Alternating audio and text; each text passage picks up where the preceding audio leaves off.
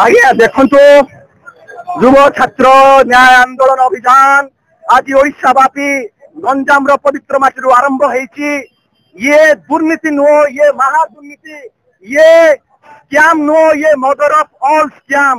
आज देखंतु जो परि भाव में क्राइम ब्रांच को तदंत करने को दिया जाइछि, क्राइम ब्रांच तदंत करि पारुनी, क्राइम ब्रांच तथ्य प्रमाण को नष्ट करिबारे लागिछि।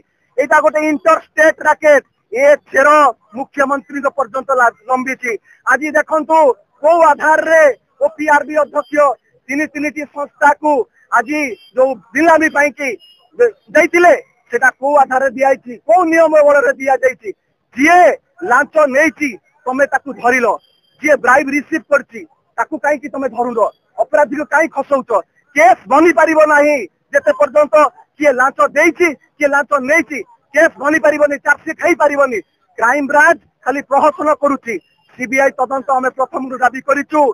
मुख्यमंत्री संपृक्ति अच्छी, प्रभावशाली नेता मंत्री संपृक्ति अच्छी, ओपीआरबी अध्यक्ष संपृक्ति अच्छी, वरिष्ठ पुलिस अधिकारी मान संपृक्ति अच्छी।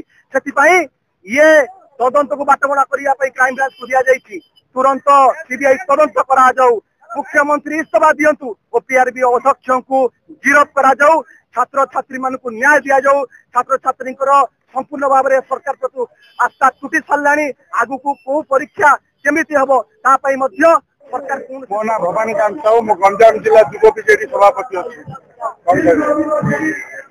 आपण देखंतु ए बीजेपी सरकार आसला गोटे नारा दे लेखा छिड़े देवी बोली गंजाम डिस्ट्रिक्ट नारा देते। आज देखंतु जनसाधारण जो माने साधारण जनता अच्छी चाकरी लेखा छिड़े देते।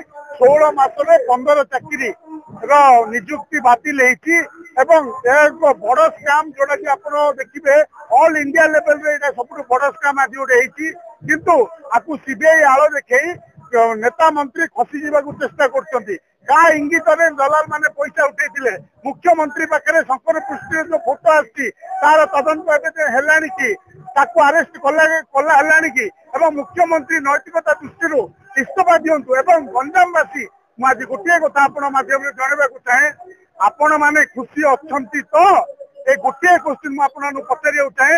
ये जो सरकार आप देखो सुभद्रा योजना हो कि पिलांगर चाकरी समस्या हो कि ब्रह्मपुर आईन श्रृंखला परिस्थिति देखु, आपण सांबादिक हूँ कि आईनजीवी हूँ कि पुलिस कर्मचारी हूँ, आजिका डेट्रे कई सुरक्षित ना साधारण जनता कथा पचार किए।